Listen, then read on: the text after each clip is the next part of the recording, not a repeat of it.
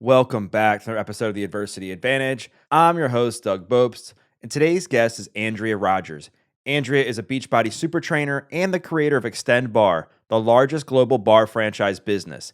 In today's episode, we discuss how to master the pivot during life's transitions, why Andrea doesn't struggle with mom guilt, how she empowers her kids to make healthy choices, what to do if you don't see quick results while chasing a goal, how she is learning to practice more patience, what the process was like for starting and growing Xtend Barre, and so much more. So let's get this conversation going and welcome Andrea Rogers to the Adversity Advantage podcast.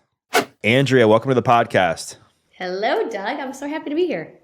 I'm excited to have you on here. And what's really inspiring about your journey, both personally and professionally, as you have learned how to master the pivot. It seems like you've learned to use adversity to your advantage. And I'm sure, obviously, like anybody, you've had your fair share of struggles throughout the process, but it looks like you've been able to remain optimistic and focused on what you've needed to focus on throughout the process. So I guess my first question is, if somebody's listening to this and they're going through some sort of life transition, whether it's a personal one or a professional one, what are three things that you would tell them to help them master the pivot? Master the pivot. It's so very true. I call it a push turn, by the way. I call it a push turn because in dance, I use a lot of dance references as life references now. And in dance, we call it a push turn. It's when you put your foot forward and you pivot and you turn to the other direction and you keep moving.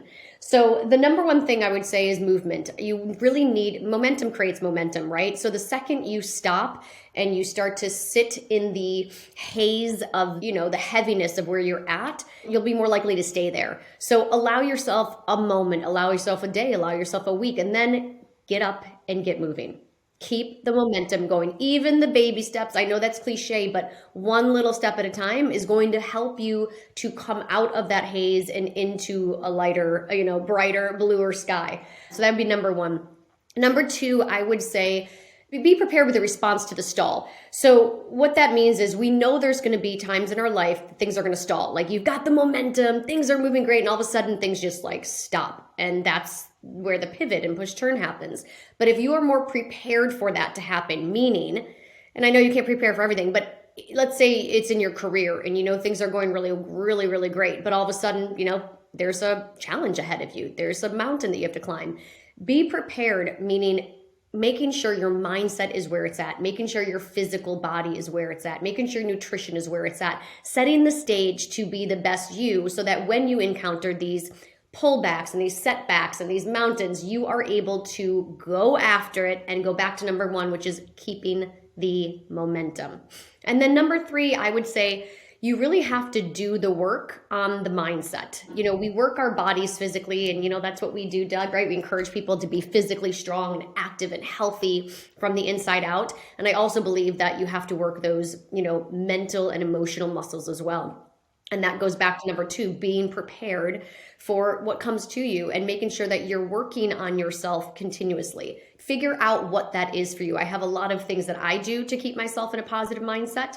And I always go back to those. I have those in my back pocket. I have that toolkit ready to go so that when I come against, those challenges, I don't stand there bewildered, twiddling my thumbs. I get moving and I get out of it.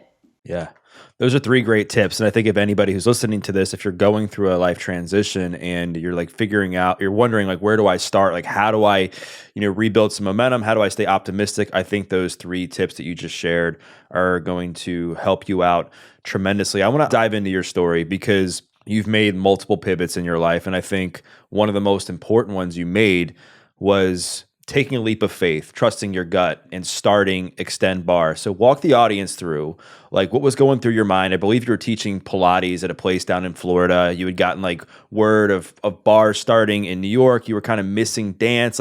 How did this all come to fruition? And then the second part of the question is, how did you maintain faith and belief in yourself throughout this process that I'm sure had a lot of uncertainty for you? Oh, uncertainty, I think, is the key word. So I grew up dancing my entire life, Doug, and was in that creative arts industry for years. And if you are in that industry, you know how it feeds your soul and it feeds your passion. And it's almost like oxygen, right? You need it to survive. And I then went to college, got my degree. I got a degree in communications with a dance minor. And after graduating, the thought process as it is now is like, okay, you get a real job, a quote unquote real job, right?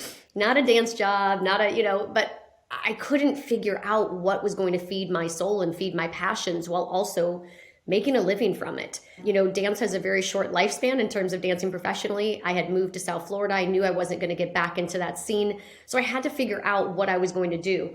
And it was risky to say, okay, I'm going to go into the fitness industry, which, as we know, isn't well known for, providing the most successful run in terms of financials, right? It's not like you go into fitness for the money. And so I just knew that I had to follow my passion. And if I followed my passion, I would be successful. I feel like talent always rises. And, if you work your tail off, you will get somewhere. And so I decided to just go for it. I loved Pilates. I had taken Pilates while I was a professional dancer to keep my body healthy and mobile and functional. And I thought, okay, well, I enjoyed studying kinesiology in college. I love movement. This makes sense. Let's go for this. So I dove headfirst into the Pilates industry, became a classical comprehensive Pilates instructor. It took a while. It wasn't an easy, process, but I started teaching and fell in love with the programming and then decided, well, I need to sprinkle in some of that extra zest that I get from choreography, and I miss choreographing. So I started to sprinkle in some of my dance moves with my private Pilates sessions, and the clients were responding, right? They were really loving it. They came back every single class and said, do more of that dance stuff. So I decided to, hey, let's launch a class. Let's try it, right? Other people are doing it in New York. Why can't I do it here in South Florida? Why can't I do it my way, right? A little bit different. How can I add a little bit more of the Pilates foundations into this quote unquote bar workout? And so I launched a program in South Florida with no intention other than creating a workout that selfishly was what I wanted to do. And I knew if I wanted to do it and my body responded to it, more women would feel the same. And that's really where it all started, was the small studio in South Florida where we launched the program. It was originally called A la Bar, at the bar. And we launched it. We had waitlisted classes very quickly, and it all snowballed from there. I didn't have the intention of creating, an international brand or a franchise or any of those things. I just wanted to create the best workout program that I could. And that's what worked.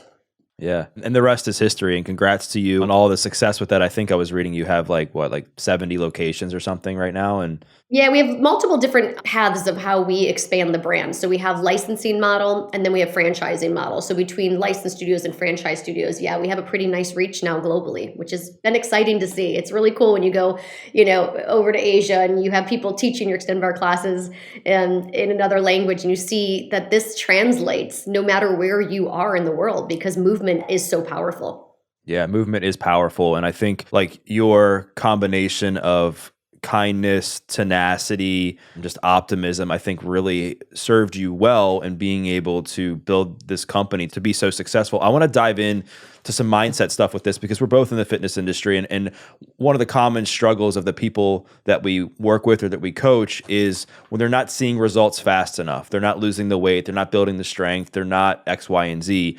And in business, I feel like that can be the same thing. You're not seeing the revenue. You're not seeing the clients coming in. How did you keep yourself optimistic and but also focused on reality, like not just having this sense of toxic positivity, like in the early stages when maybe like the money wasn't where you thought it would be or people weren't coming in as fast as you thought they would? Like, how did you remain focused?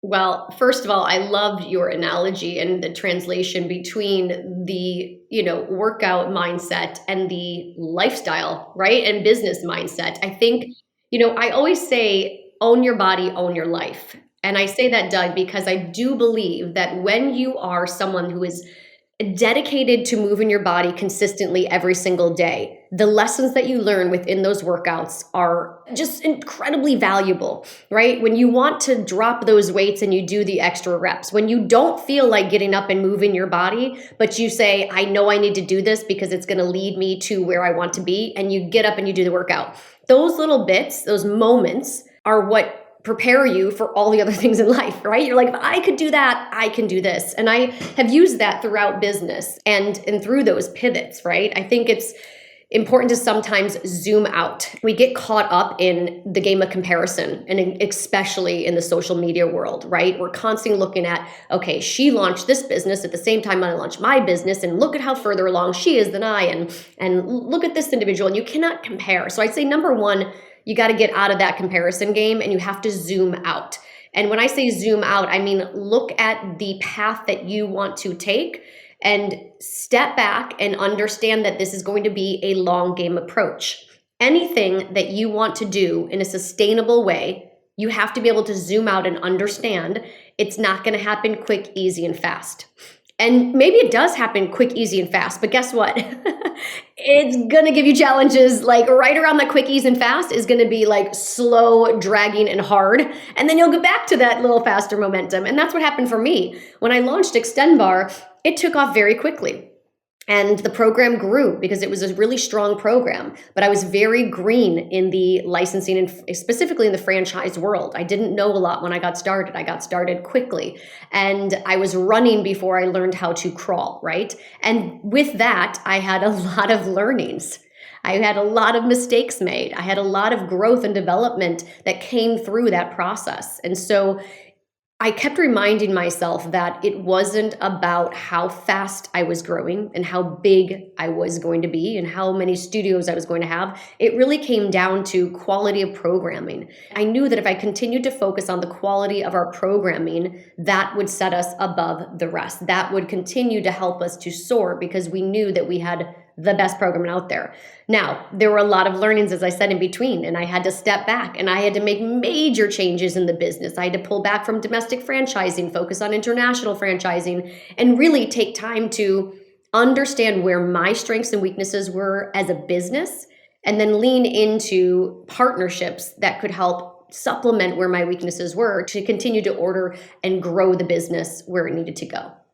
Thanks for sharing all that and being like open and honest about like a lot of the struggles that came from not just building the business, but having like such quick success, like from the beginning of when you started this. I would imagine that one of the other struggles you faced was being a parent, right? Because, you know, in the midst of building this business, you've had two daughters. And I know that a lot of times parents can struggle with guilt from being away from their kids. So how did you navigate those two paths? Like, how were you able to, you know, balance your schedule in a way that you were able to focus on both being a parent and a business owner? Well, the beautiful thing about, you know, being an entrepreneur and owning your own business is you do create your schedule, right? On the flip side, you never are not working. Right. So, you know, you have that flexibility to be able to go and do the things you need to do with your kids, but then you also know that, you know, sometimes you put them to bed at night and you're jumping on a phone call with Australia until 10:30 at night, you know? So, you know, there is that flexibility. But I will tell you, Doug, I haven't struggled tremendously with mom guilt. And I haven't because I know that what I'm doing is creating, you know, a life for my family. I know that what I'm doing is not selfish. It is part of who I am and what I need to be the happiest person I can be and to be the best mother I can be. I am someone who really loves to be purposeful in my life. I need purpose outside of the roles that I wear as a mother and as a, you know, daughter and as a sibling and as a friend. I need to have my, you know, like that purpose that really wakes me up in the morning and makes me feel really proud of what I'm doing. And that to me, that's my happy. That's my joy. And of course, being a mother is another joy that I have. So I don't feel guilty when I am traveling or doing these things because my kids are so proud of me. My girls know what I'm doing. They think I'm cool. You know, they like me. They're like, this is so cool. They think what I'm doing is really great. And they see the impact that I make. They, you know, are with me when someone stops me, you know, in a cafe and shares with me that your workout program changed my life. My kids see that. So to me, you know, I just don't carry a tremendous amount of mom guilt. Now, yes, do I miss certain things at school and feel that moment, that ping of like, oh man, that's not great? Yes, but I know that I zoom out, and overall, I'm a really, really great mom. I make mistakes. I'm not perfect, but I'm doing a good job. And so I zoom out and focus on the whole and look at everything as a whole, not little bits that fall into that guilt trap. Yeah, I feel like in situations like that, zooming out is so important, and also like paying attention to intention. Yes. Oh my God. Yes. If you're just going out like to the bars every night, you know, or just going out on dates like every single night of the week and all day, every day, and doing all these things that are like benefiting you more so personally, then I would imagine there's more guilt there because you know that what you're doing isn't necessarily helping your kids. It's so true. You're so spot on.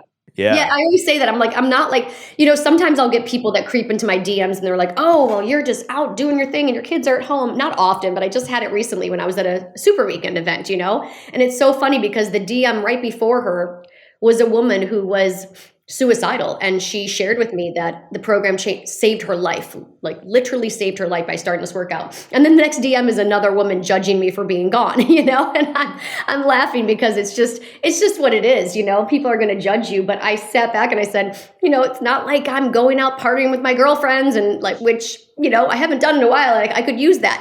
But, I know what I'm doing is, again, the intention, the purpose. I'm making a difference in people's lives in a positive way, which is self-serving in a way because I love what I do and I get a high from what I do. But it's also, as you said, the intention is to create a positive impact for everyone, including my two girls. Thanks for, sharing what the impact that your program has had on people. I mean, I think it's always so amazing to hear when something like that happens because you feel like you're on the right path. And yeah, I think sometimes people will judge you and they don't even understand like the whole context of your life. They don't understand the intention behind what you're doing. And with that said, along the lines of you and your kids, I know one of the things that you want to see more of is like more emphasis on people paying attention to the health and fitness of our kids, the younger population. And with that, it can be challenging because then they're, depending on how it's handled and the kids, it could create, disordered eating patterns. They can become perfectionists and that sort of thing. How are you navigating all of that with your two girls? Like, what are some of the things that you're doing on a daily basis to help empower them to want to be healthier?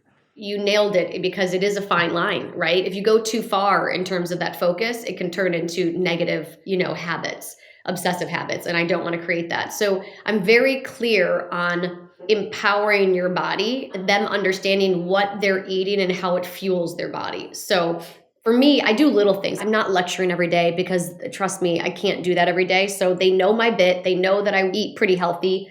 They laugh because we just went to my parents' house in Michigan. They're like, oh, Mom, this isn't clean. This isn't organic. And I eat it all because I showed them that life's about balance. Like you don't have to be perfect all the time. I'm not afraid to have the cookie or have the popcorn or have the food that is on the quote unquote bad list. I do it. I eat it. I just find more balance. Again, zoom out. 80-20 kind of approach and focus on that. So same thing with my kids. Nothing is off limits, but I don't fill my pantry and refrigerator with the junk. I just don't. It's not accessible at home. So when we're out and about or we're doing other things and they eat something that is less healthy, it's fine, right? Because the majority of the time they're eating really good food.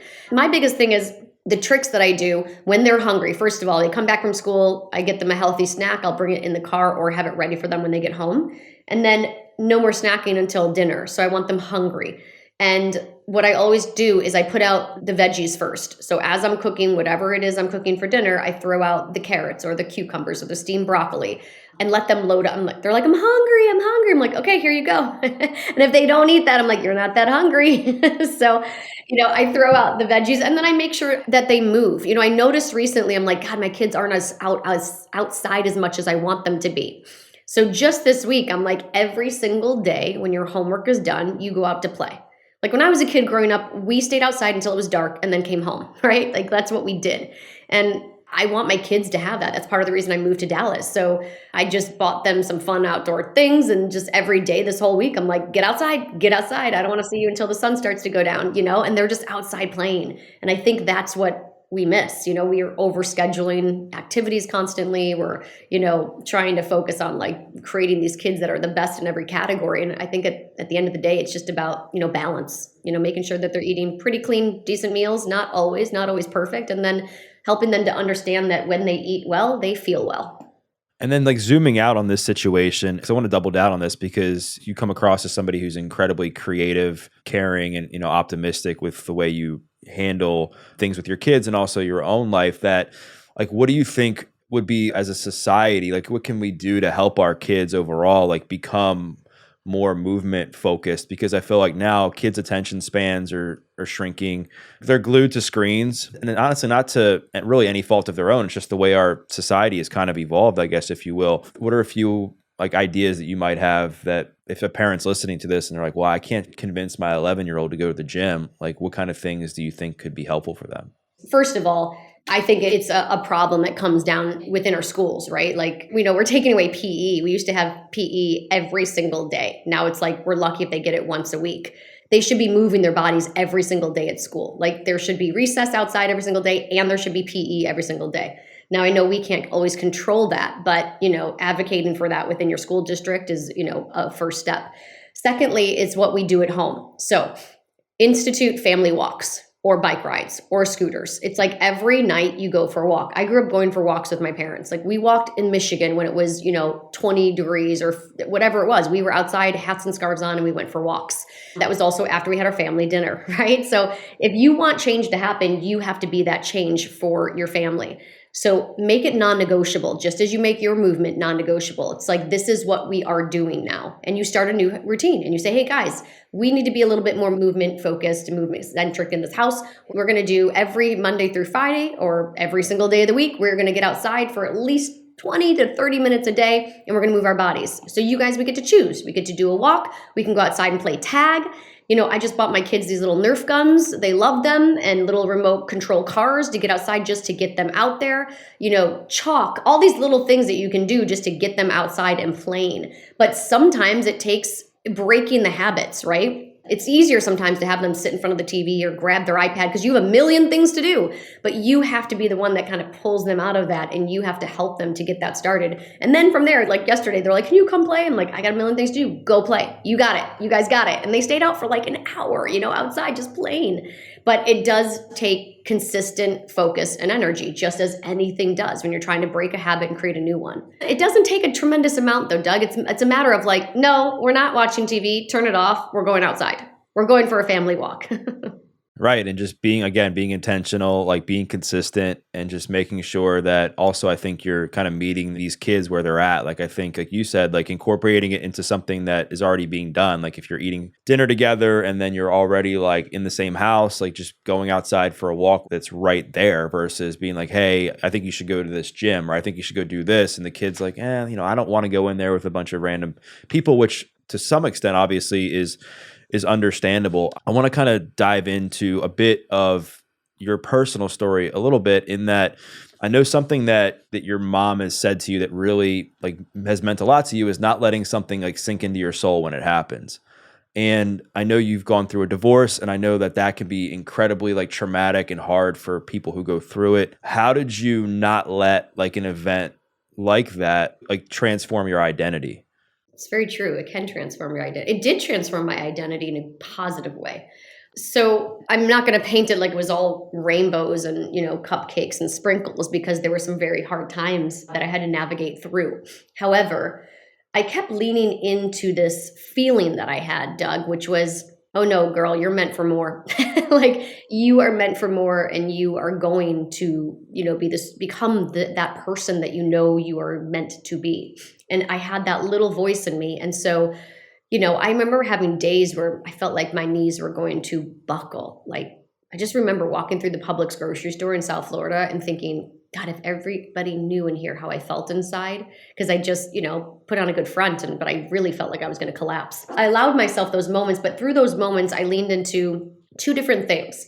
One was movement. I said, okay, Andrea, you do this for a living, and you know how powerful it can be. So this is going to be part of my therapy, my self-therapy, right? Making sure I move my body every day with intention, giving it my full out effort, and really helping to get those endorphins going, which I leaned on tremendously and really did help me to shift mood and mindset. And then number two, I leaned into the power of affirmations. So I downloaded this app called Think Up, THINKUP, Think Up, and I recorded my voice, and I recorded my affirmations and things that I was grateful for as if they already happened. And I listened to those quite often.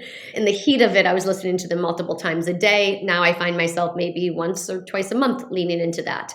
But it's something that I continuously do. And, nearly 5 years later, I still use as a tool. And I now teach my kids to have a mind up mentality, which is, leaning into the fact that you can, you will, and you're going to do it. It's not going to be easy, but don't complain. Don't sink into the wallow of it. Don't crawl into the ball. Don't let it sink into your soul. Instead, get up, get moving, and start to think up. And that's where you're going to start to see those small changes happening. And over time, again, zooming out, you're going to see that you are progressing. And so that's kind of what I did. I just leaned into the movement and I leaned into the power of mindset. I love that because what you can't really control some of the stuff when it happens. You can't control the feelings and emotions that naturally will come about when you're going through something like a divorce. What you can control is how you choose to respond to that. And also, like part of it, I think, is just accepting, like you said, that you're not going to feel okay all the time. There's going to be certain times throughout that process that's going to be harder than others. And obviously, you're a busy person, being a single mom, running a business, owning a business, and everything else you were doing with like your personal brand, like during that time. And that can be very positive for people because it kind of takes away from having to think about some of the pain of something like a divorce. Was there ever a point in that process where you felt that like had like a negative impact where you're like, oh my gosh, like I can't believe that stuff's coming up that you've looked back and be like, man, I really need to take some time to heal from this? No, but I think that's the way I'm wired, Doug. I'm wired to be busy and I like to be busy and I like to be overwhelmingly busy. If I'm not, running in every direction, I feel like a little less than.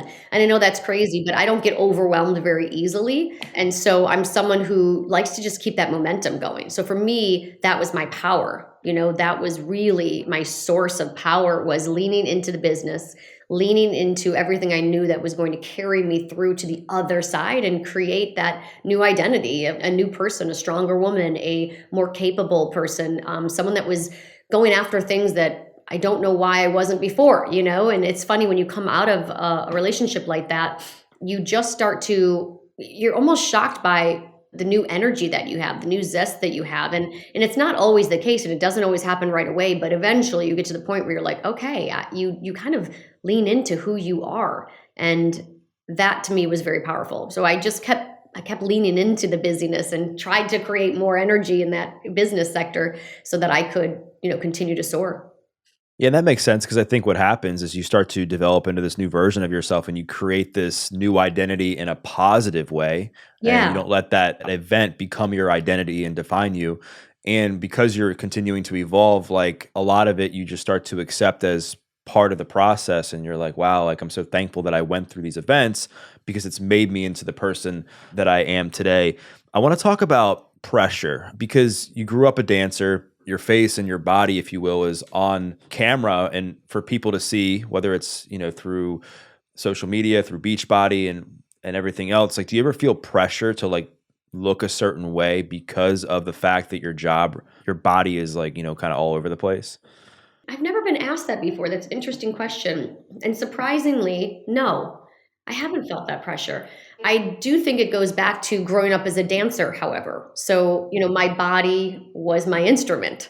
And it wasn't about, for me, I'm lucky. I didn't grow up in a dance studio that really, pushed, that ballerina, body. I just got to dance and have fun with it. And because I was so athletic and I was dancing 5 days a week, and moving my body for hours a day in that way, I stayed healthy and maintained, a healthy body.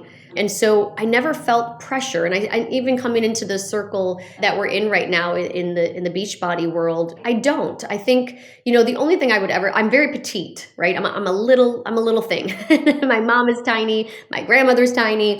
My mom doesn't even weigh 100 pounds soaking wet, and we're just little. And so sometimes I think people think I'm so tiny, like, well, how does she keep her body so little? I'm like, this is me. This is who I am, And so I think it's almost the opposite, right? Like I feel sometimes the judgment of how petite I am rather than, trying to stay petite, if that makes sense. But again, it doesn't sink into my soul. I just focus on staying healthy and doing me and taking care of myself. I'm a girly girl. I love makeup. I love skincare. I love all those kind of things. So this is right up my niche in terms of I don't mind being on the camera and doing all that and getting glammed up. It's fun for me and I enjoy it. I don't feel the pressure from it, no, which is a good thing.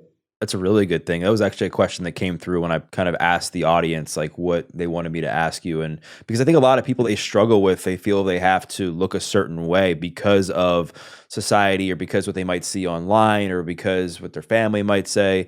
But I love like your perspective on that and that you kind of embrace it, right? That that this is just part of who you are.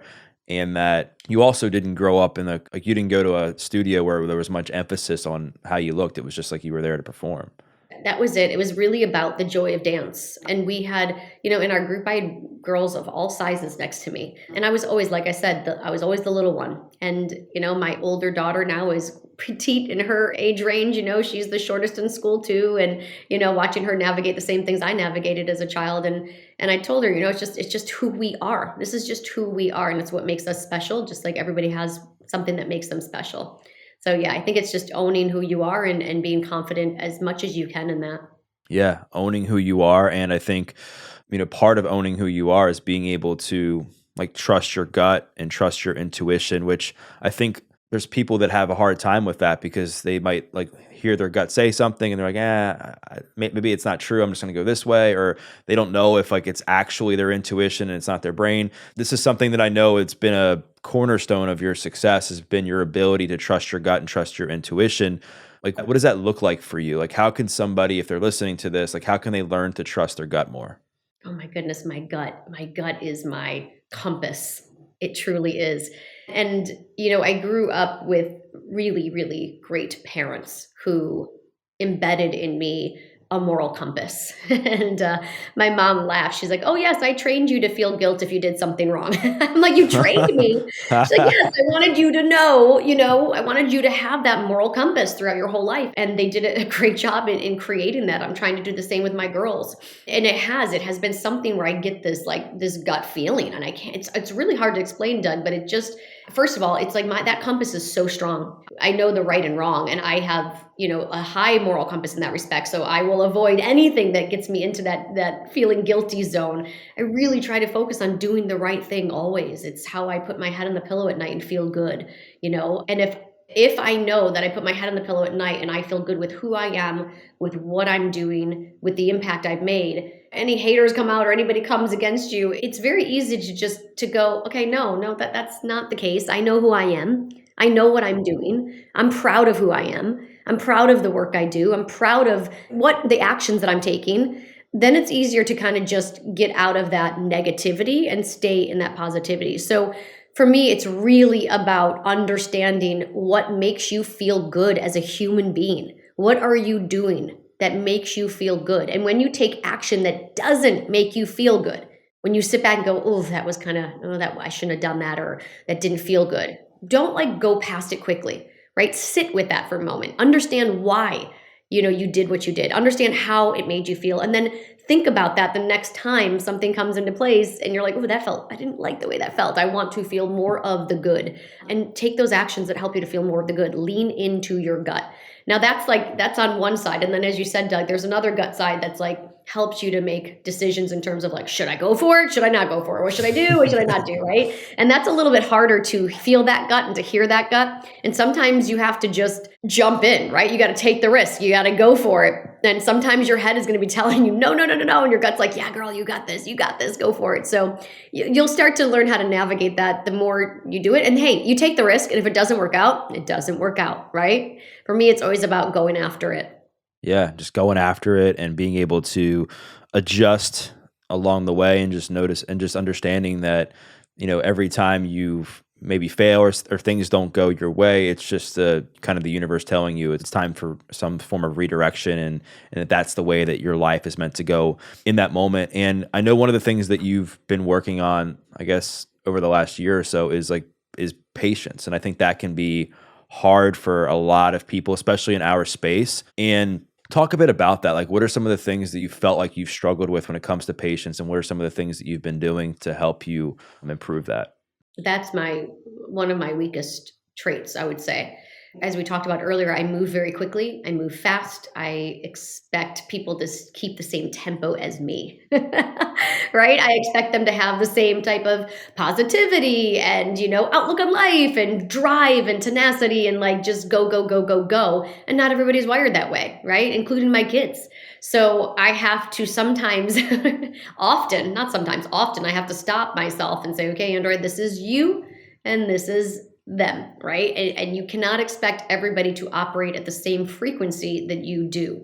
And so a few things that I do is, number one, little reminders, right? Just that taking a deep breath to reset. So I'm big on breath. I'm big on breathing, just like I'm big on stretching. So I have those moments where I'm going to lose my cool, whether it's just with the kids. I don't lose my cool. I'm like a stranger, but it's busy and I have a household and I have, two girls and it's just me pretty much 24/7. And it's a lot, right? It's beautiful and it's incredible. And we have this incredible little trio and crew together. But there are moments that it's like, it's daunting, it's exhausting. And I'm the main parent, right? Doing it all myself. So I have to have those moments where I'm like, pause. And so breath has been important for me. It's just stepping back, zooming out, and looking at how amazing my kids are and how great these girls are and how compassionate and kind and courageous and just good humans they are, so that I don't let that one little thing that they're doing drive me up the wall, right? I'm able to just be like, calm down, Andrea. They're great kids. They're amazing. Take a breath and then address it. And I'm starting to shift into that mindset even more lately and having more conversations with the kids about it. I think being open with the dialogue. I also think, Doug, for me, when I am not my best, when I'm like, oh, God, pick that up, why don't I, and I bark, I don't like that. I don't like being that kind of mom. And it happens, right? I will stop and I will turn around and I'll say, you know what, guys, I'm sorry. I overreacted. I had a long day and that did not warrant that reaction from me. So sorry about that. And they're always like, that's okay, mom, no big deal, but I'm not afraid to apologize. I want them to understand that we are not perfect. And I want them to know that it's okay for them to apologize and make mistakes. So finding that patience to breathe through it and then giving an allowance to say, I'm sorry when you don't. Some great advice, practicing the pause and, taking a breath and being aware of when you do certain things that maybe aren't aligned with your highest self as far as a parent, and not being afraid to apologize when something was done that you knew you probably shouldn't have done. And so as we bring this conversation to a close, Andrea, I mean, we could talk about so much more when it comes to business stuff, but I really wanted to dive into like the mindset, your personal journey, healing, parenting, because I think that the audience is really going to appreciate this. Like, what are you working on next? Like, I know your program is now with Beachbody. How did that all come about? And then like, what's next for you? Right. Well, Beachbody was a long, one of those long patience moves, right? Talk about patience. That was something that I started the conversation, over 10 years ago, 11 years ago, talking with Beachbody. And every time I thought we were going to get it, it didn't happen, right? We did multiple test groups and trying different things and it just never happened. It never clicked. And eventually here we are and it did happen. And that was something that I really did exhibit a tremendous amount of patience, because I knew, again, zoomed out, looked at the long game, looked at where I wanted to be, understanding that I needed to have that patience and understanding that it would happen. I just believed it was going to happen, but it would happen when it needed to happen and when it was right to happen. And so yeah, launching with Beachbody has been a tremendous opportunity to have a bigger impact, to have a larger reach, for more people to experience the Xtend Bar programming and to understand how transformative it can be in a sustainable way. Meaning you can do Xtend Bar, through all phases of life. One of my dearest clients started with me. She was 75 years old. So, I wanted to create a program that was sustainable so that you could stay consistent with it, as I said, from youth all the way up into your senior years. And so for me, that's really where, the journey is taking me to become a part of this incredible community and to make this impact and to have a bigger reach, which has been really cool. That's amazing. Congrats to you on all your success with that and like seeing things through and not giving up on yourself when it came to your partnership with Beachbody. I know you have a retreat that's also coming up this year. So I think people are really going to connect with you after hearing this conversation. They're going to feel aligned with what you're doing. If people want to find out more about what you're doing, they want to follow you along on social media, where's the best place to do that? Thank you, Doug. That was nice of you to say. So you can go to Andrea Lee Rogers on Instagram or AndreaLeeRogers.com. And I appreciate it, Doug. That was so great. Of course. Thanks again for coming on. This was a great conversation. And for those listening, what I invite you to do is to share a takeaway. Maybe it was something that Andrea said about mastering the pivot. Maybe it was something that she said about building her business. Maybe it was something that she said about parenting or dealing with divorce. Or maybe it was something that she shared about mom guilt. Whatever the takeaway was, tag Andrea and tag myself, because we'd love to hear your feedback. We once again thank you for listening to this episode of The Adversity Advantage. I'm your host, Doug Bopst, and we'll see you next time.